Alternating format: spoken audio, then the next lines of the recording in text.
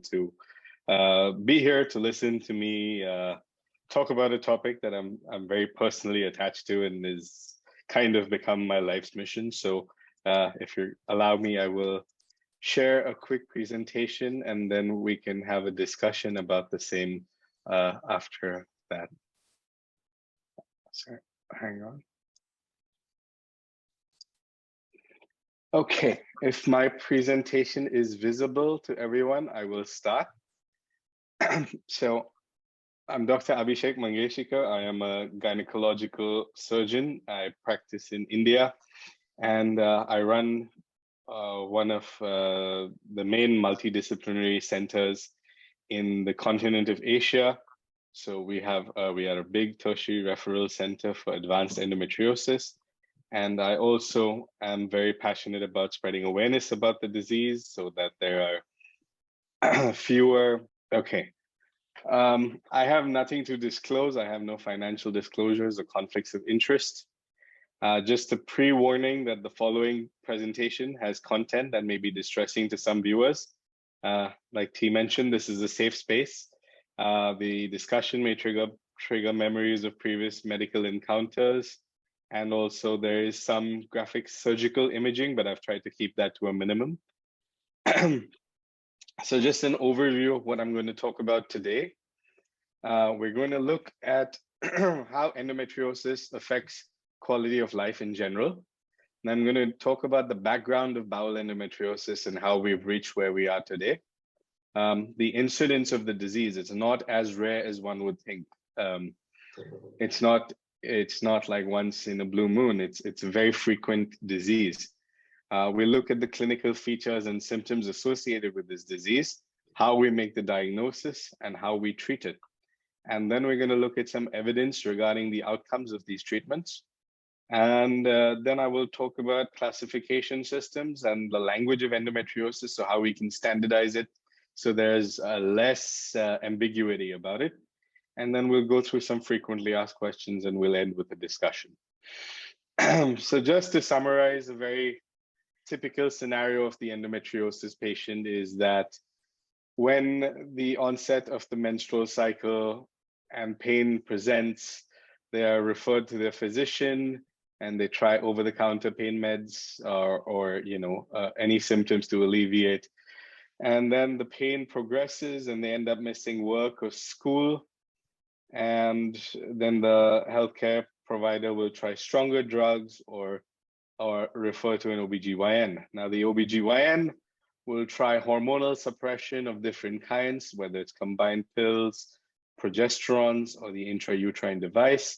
And out of that, a couple of things may happen. The pain will subside because these pills will suppress estrogen to an extent, so that may suppress symptoms, or it may continue. If the pain subsides, then they are kept permanently or for an indefinite period on these pills until they want pregnancy. And then once they conceive, the pain comes back because the disease never disappeared. And then they enter in this vicious cycle here. If they are unable to conceive or if the pain continues, then they are sent to a fertility specialist. And then they do a diagnostic laparoscopy and treat the disease somewhat superficially to help with pain relief and to improve fertility, and then put onto GnRH or medical therapies. And again, the pain will come back because the disease was not removed. And then they are sent to another surgery or a hysterectomy. And if there's endometriosis in the bowel, even after the hysterectomy, the pain will continue.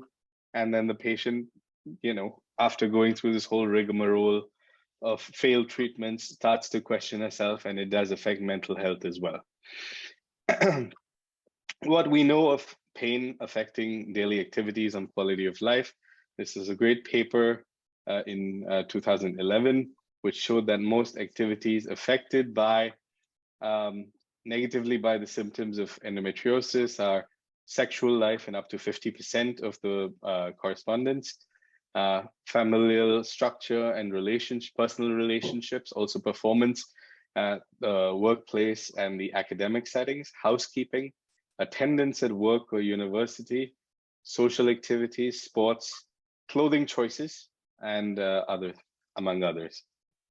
So there's another report in 2019 in the BBC, which looked at something close to 20,000 sufferers of endometriosis, where they showed that 84% reported a decrease in the quality of work, 20% reported being temporarily disabled, 40% reported stunted career growth, or they could not achieve what they wanted to because of chronic absenteeism or underperformance, 3% total incapacitation, 50% contemplated suicide at some point of their life, and 1% attempted suicide at some point of their life. Now, what we have as the pitfalls for the endometriosis patient are there's a strong failure of support from the peer groups and the familial support system. There's gaslighting that occurs from the medical fraternity as well as the familial support system. A lot of patients are told to have babies, get married and have babies. And there's obviously, as evidenced, a gender pain gap. Female patients or those assigned female at birth are not taken as seriously regarding pain as the counterpart male patients. Hysterical, frequent flyer, drug seeker, these are very common terms that are put across patient charts because of the chronic pain that does occur. It's not that they are these things, it is just that the diagnosis was never made. So when we look at the background historically for endometriosis, bowel endometriosis rather, it started with deep endo of the rectum, where it was shaving and just excision of the nodule was done. Then progressively, they started involving colorectal surgeons who would do bowel resections for endometriosis, which is the radical procedure where you remove a segment of the bowel. Except now when we do what colorectal surgeons are taught for benign or malignant disease is completely different from rectal endometriosis. So for example, if you look down here, if you look at rectal cancer, it grows from the inside of the lumen outside through the muscular layers of the bowel till it penetrates outside the bowel wall and spreads to other organs. Similarly, with Crohn's disease, it grows from the inside of the bowel to outside. But if you come here with deep endometriosis, it starts from the outside and grows inside, and very rarely will it penetrate through this layer. It will expand the muscular layer quite indefinitely, and in very certain circumstances, it will penetrate through the mucosa. So when we look at the incidence of this disease, there are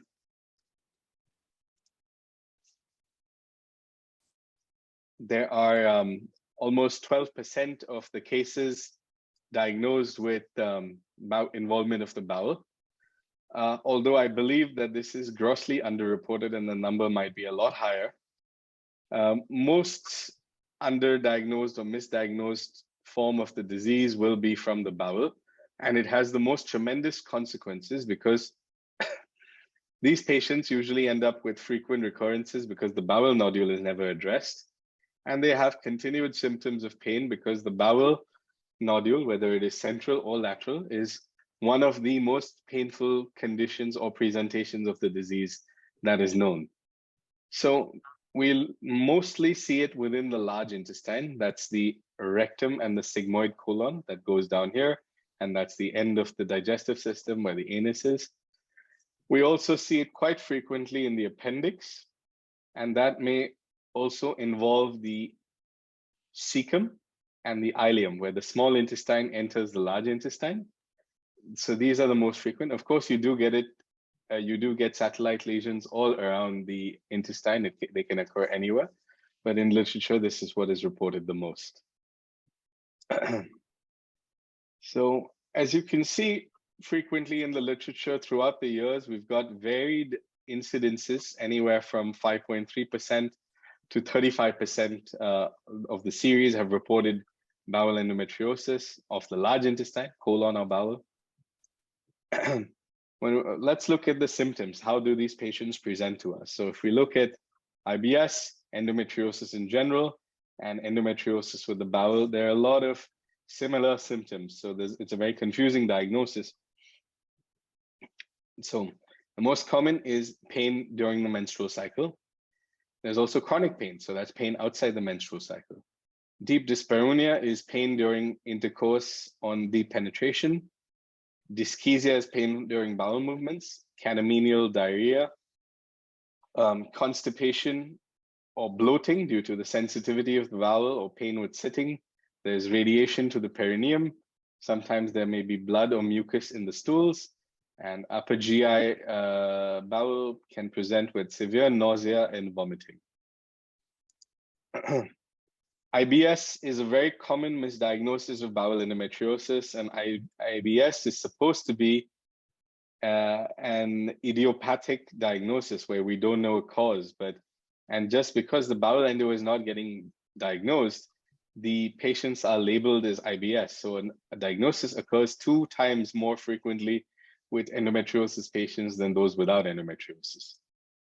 Especially in the teenage groups, with this study had shown that they are 5 times more likely to have symptoms or a diagnosis of IBS than persons without endometriosis. So when we come to diagnostics, I want to give a big talk about colonoscopies, first of all, because a lot of patients have consulted gastroenterologists before gynecologists for their bowel symptoms, and everybody recommends a colonoscopy, and this becomes very dangerous because a colonoscopy, 98% of the time is going to come negative. So just to elucidate this to you, this is a cross section of the intestine. So starting from the outer layer, this is the serosa. Then you have the muscularis, which is in here. There's 2 layers of muscular fibers. Then you have the submucosa and the mucosa, and then the lumen. The lumen is where the stools pass through. So the colonoscope just goes through the lumen and looks at the mucosa and the submucosa. So when you look at this study that showed 174 patients with bowel endometriosis, with deep endo, and 76 had bowel involvement, 50% had serosal involvement, 36% had muscularis involvement, 10% had submucosal involvement, and 2% had mucosal involvement. What did the colonoscopy show us? It failed to diagnose 92% of the disease. So it will only pick up nodules invading the mucosa and the submucosa, or huge nodules creating an occlusion of the bowel or a narrowing of this lumen. It's not a diagnostic tool and should not be used in the regular workup of bowel endometriosis. So my personal approach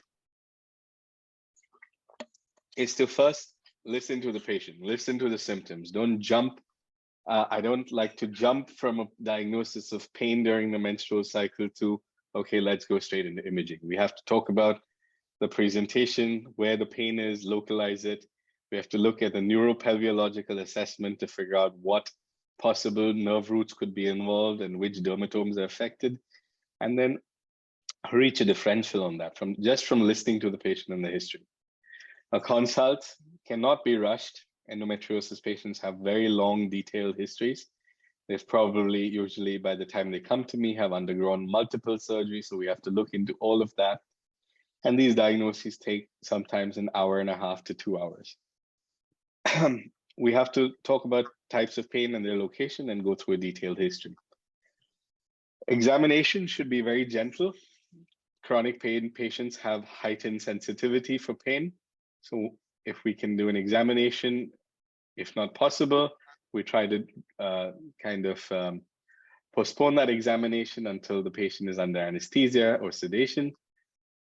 One can attempt a simultaneous per vaginal exam and a per rectal exam to evaluate the rectovaginal septum. And it should also be important to visualize behind the cervix to see if there's infiltration into the vagina. Excuse me. So when we come to imaging, we have advantages, we have disadvantages, we have limitations. The main imaging is ultrasound and MRI. It's easily accessible, it's low cost, very sensitive and specific, especially for bowel endo. So is MRI, very useful. MRI has the advantage of being able to diagnose lateral disease and affecting the nerves. And I think ultrasound is also catching up over time. But at the end of the day, it's not It is truly who is who is doing the ultrasound or who is doing or reading the MRI. It is not about one modality being better than the other. If we look at the literature, the Cochrane review shows that none of the imaging were able to detect all pelvic endometriosis with enough accuracy to replace laparoscopy. But ultrasound and MRI facilitate preoperative planning because they help us identify the major nodules, especially deep disease in the rectosigmoid, which can be very accurately mapped using ultrasound and MRI. So what we do for ultrasound is a much more detailed ultrasound that is done by regular sonologists. I do my own ultrasounds in my clinic when I see the patient. So we look at a typical ultrasound will just look at the uterus and the ovaries. So a patient who has a general ultrasound will probably have an endometrioma diagnosed, and that's it, or a chocolate cyst. But what we need to look at is, for the uterus, is any presence of adenomyosis. We need to look at if there is flexion at the uterine torus, which is suggestive of a nodule there, which is on the back of the cervix. And apart from the presence of a chocolate cyst, we have to look whether they're fixed or whether they can move. So that gives us an idea whether there's adhesions to the back of the uterus or to the rectum or to the uterosacral ligament. When we look in the anterior compartment, that's where the bladder and the uterus.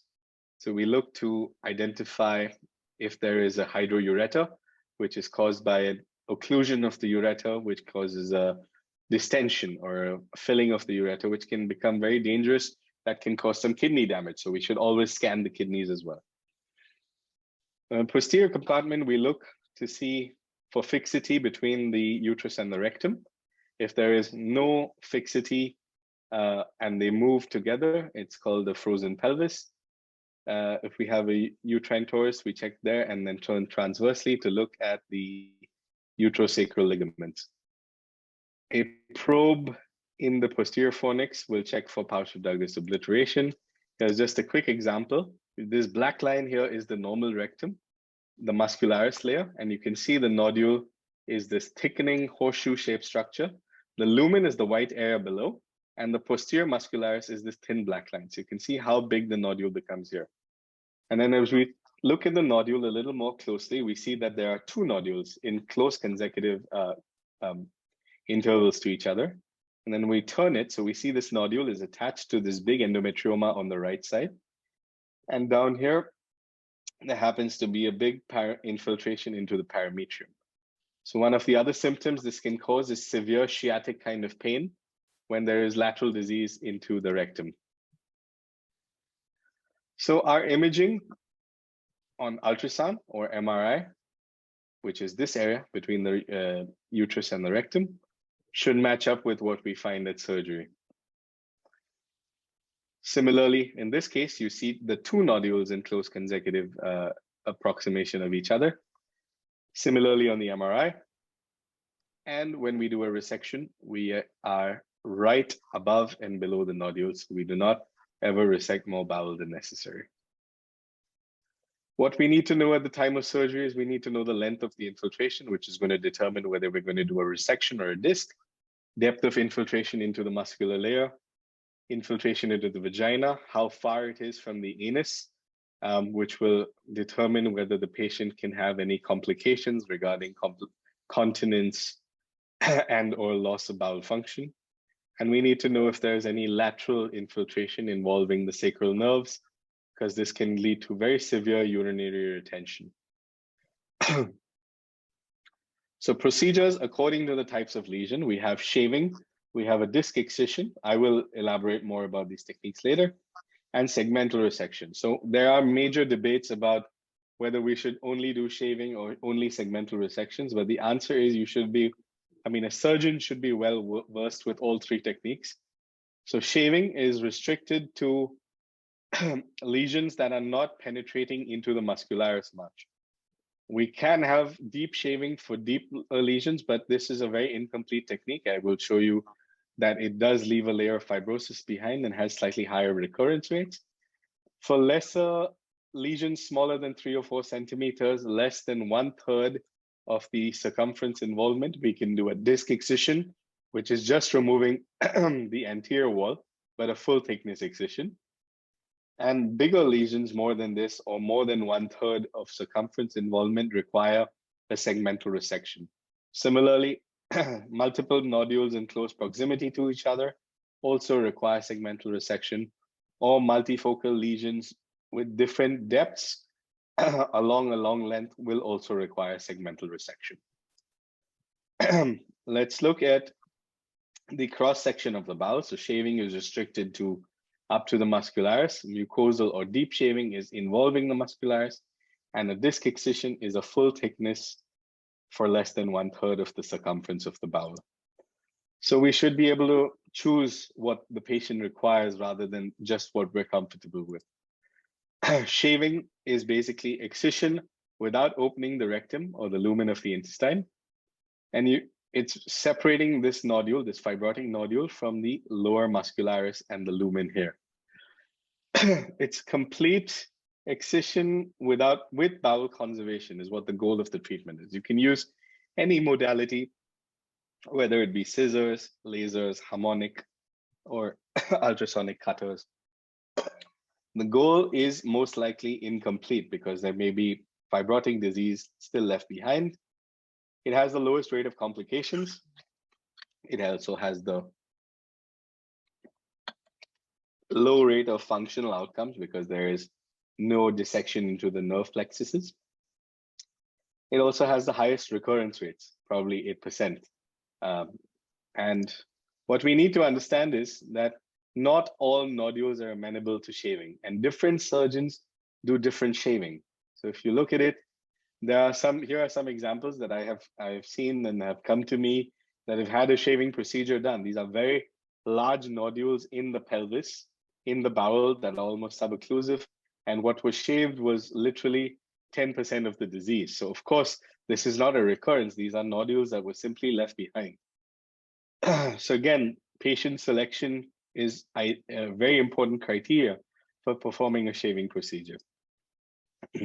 Disc excision is basically to remove the anterior wall, the full thickness of the nodule. This can be done either via laparoscopic disc excision, opening the bowel and then suturing it closed, or we use circular staplers, which are inserted transanally, and a stitch is taken through the nodule and the stapler is opened and the nodule is pushed into the stapler, which is then closed and fired. I have a lovely schematic from Professor Tinneberg, who is a dear friend in Germany, who shows us how we do a disc excision. So we have the nodule here in the bowel, and we take a stitch from one end to the other. Then we laparoscopically pull the stitch, and the colorectal surgeon opens the stapler transanally, and then the nodule is pushed into the stapler using both the ends of the stitches. And then this stapler is closed to get the nodule within this hollow part of the stapler. So it can hold about 8 cubic centimeters, so a nodule of 3 centimeters. If we shave it down quite drastically, we can take out a bigger nodule. And then once this is closed, the stapler is fired, it removes the anterior wall. So you see here, this is just a depiction of how it's done. And this, in the hollow part of the stapler, is where the nodule is accommodated. So when we have full thickness disc, you can see it's quite complete. You can see this is the nodule and the area around it is clean of disease. These are the stitches. So this is one stitch and this is the other. So it removes a disc that is complete. So we have very good excision and no bowel denervation, and there's no loss of length or volume of the bowel. The con is it's only suitable for single nodules less than 4 centimeters, although we have started doing double disc excisions, which does enable us to expand our indications for maybe a 5 centimeter size nodule in length. The segmental resection is basically removing a segment of the bowel and then stapling the ends back together. This should be useful only for long bowel infiltrations or multifocal lesions closer than 5 centimeters, or huge nodules causing subocclusion, where a stapler cannot be passed transanally. They have the lowest recurrence rates because it's the most radical procedure. And here are some examples where you can see full thickness, big 2 nodules in a row, multiple nodules here, subocclusive nodule here, and very many long segment with different depths here. So here is a segmental resection. You can shave it down, and now we reduce the complication rates associated with this procedure by doing this procedure completely laparoscopically now. So there is no mini laparotomy made in the abdominal wall. So the stapler is inserted transanally or transvaginally, and we end up performing this procedure completely laparoscopically, and the patient has much better outcome, much lower morbidity, and faster recovery rates. So we can do a side-to-end anastomosis in this case. Just to reach my concluding slides, I wanted to talk about our results.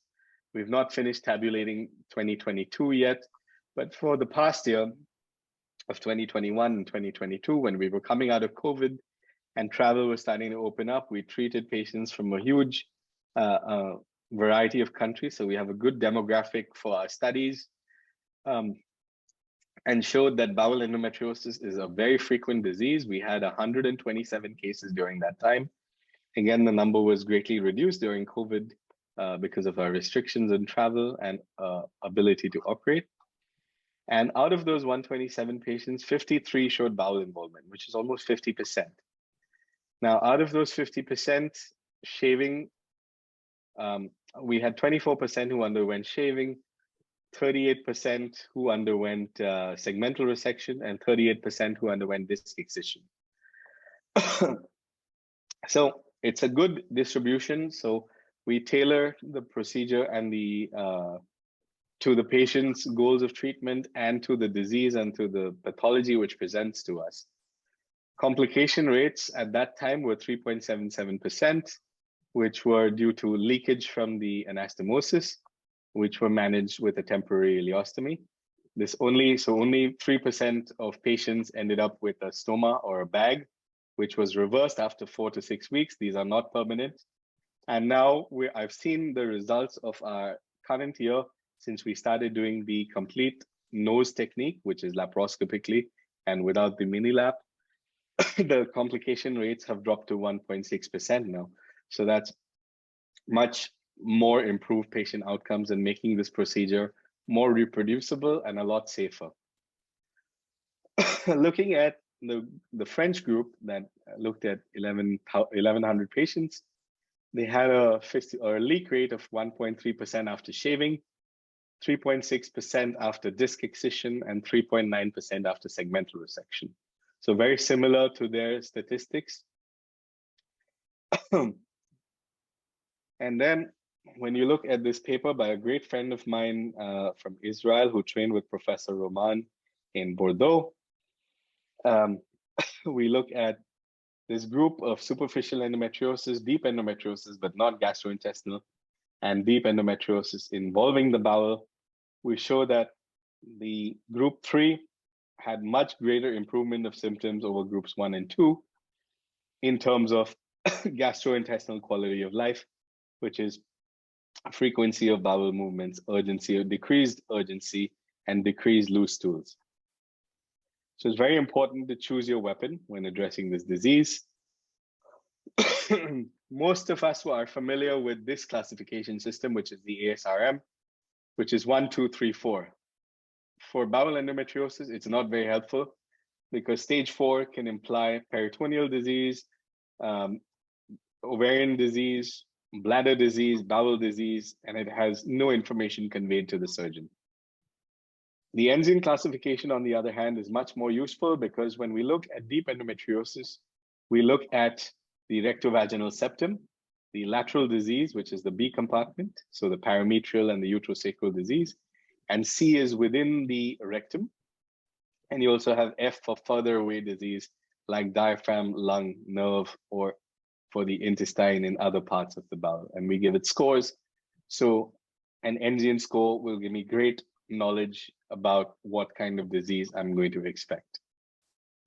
The AAGL, the American Association, came out with a modification of the ASRM where you have an app and you enter the scores of what you find at imaging or at surgery, and you get a calculated score and it tells you what stage it is. Again, unless you read the PDF, you will not know where the disease is. So I don't know how useful this may be at the time, but it's a good move forward. So this is the disease that was removed for this case here. And now just to terminate the talk, I'm going to talk about patient questions. So most frequent ones are, do I need a hysterectomy? So for a procedure for a disease that by definition exists outside the uterus, it is unjustified, unwarranted, and great incorrectness to remove the uterus. Like I explain to patients most of the time, if you have appendicitis and somebody performs a hysterectomy, you're still going to have appendicitis at the end of the day. So it's not a treatment for endometriosis unless there is a concomitant uterine pathology, such as adenomyosis, fibroids, endometrial cancer, or abnormal uterine bleeding or whatever. Retreatment rates for patients undergoing hysterectomy were very high in cases of endometriosis. And these are the only ones who showed up for surgery. So you can imagine the number that were actually missed and confined to living with pain for the rest of their life. So let's move forward knowing that hysterectomy is not a cure. And another question that I frequently deal with is, just because I have endometriosis, does it mean that I need IVF? This is a very common scenario that is presented in most clinics that I see in gynecology, is that the patients are asked, what is your priority? Are you interested in relieving pain or are you interested in getting pregnant? So the patient says, I would like to get pregnant first, and then we'll deal with the pain later. So then the doctor says, okay, they are referred straight to IVF and asked to undergo one or multiple procedures, and then they will decide what to do. The question in itself is wrong. It suggests that the two goals of treatment cannot be achieved simultaneously. That is, treatment should be to relieve the pain as well as to improve fertility, if the patient so desires. And there's enough evidence to suggest that excision not only improves the pain, but it also dramatically improves pregnancy rates, whether they be via natural conception, as well as for ART procedures, that is IVF or IUI. So this study by Professor Roman showed that excisional surgery allowed patients within the first year after surgery, 80% managed the pregnancy, and out of those 80%, 60% conceived naturally.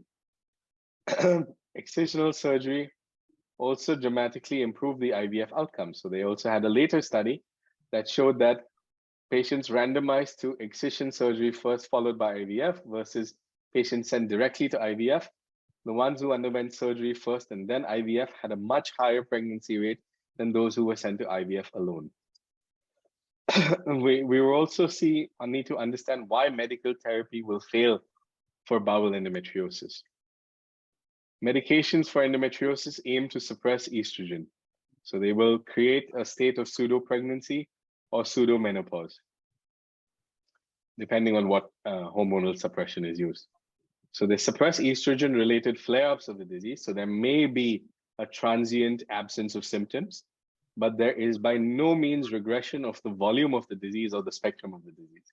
And as soon as the suppression is taken away, the symptoms return. So it is a temporary or a band-aid therapy.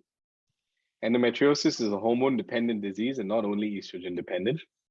It can also synthesize its own estrogen through cholesterol metabolism. And medical therapy is grossly contraindicated in sub-occlusive or occlusive bowel disease or lateral disease. This is a big problem which is creating unnecessary silent kidney loss or patients ending up in obstruction of the bowel. Current hormonal therapies have no role in improving infertility symptoms, but they only aim to alleviate pain symptoms.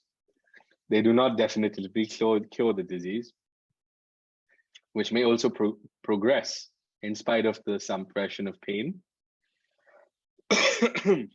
And finally, I hope this is dying out, but patients are still told today that pregnancy will cure their endometriosis. And we need to know that pregnancy is not a cure for endometriosis. And I hope that this myth is slowly disappearing. And the reality is that pregnancy, like hormonal drug treatments, may suppress the symptoms of endometriosis, but will not eradicate the disease itself. And furthermore, may lead to complications in that pregnancy.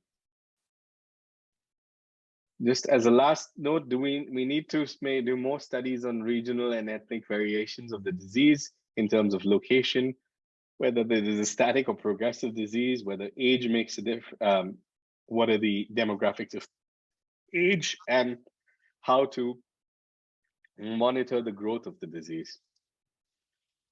I would also ask that endometriosis does deserve its own specialty. It is illogical that you would allow a general surgeon to operate on a neurological tumor. But for a disease that is one of the most difficult to treat surgically, it is very rare to have patients referred to multidisciplinary centers. And it is a sad truth that most patients who do end up in referral centers do so by their own due diligence and through the work of advocacy groups such as Endoville and the many others that are around today. So I thank you all for your work. And I'm very honored and proud to be a part of this team. And we come to the thing, who should do the surgery? Should it be gynecologists? And in gynecology, should it be laparoscopic surgeons or fertility surgeons or gyne-oncologists or urologists or general surgeons? We've seen in evidence that almost 1/3 of patients end up with reoperation, even in the hands of experienced laparoscopic surgeons. So endometriosis should be its own subspecialty. It should be dealt with at a high volume center dealing only in endometriosis surgery with a multidisciplinary team comprising colorectal, urological, and the allied sciences like pain management, physiotherapy, nutrition, occupational therapy, sex therapy, and fertility specialists. They must all be trained and work together to tailor the radicality of the surgery and the treatment plan to the patient's needs. We need to find a balance between over-aggressive surgery and no surgery or under treatment. That should be our goal. And to conclude, I'd like to thank my team at ICE, Dr. Wendy Bingham from Extrapelvic Not Rare, who I've collaborated on many times with before and has helped come up with a lot of our data. Professor Roman and the team in Bordeaux and Professor Tinneberg in Germany. And finally, to our wonderful T, our president, and the group at Endoville. I thank you for your time. These are my social media handles, and I do use a lot of them to create and promote a lot of awareness about endometriosis. And I thank you for your time, and I think we can open up to some questions.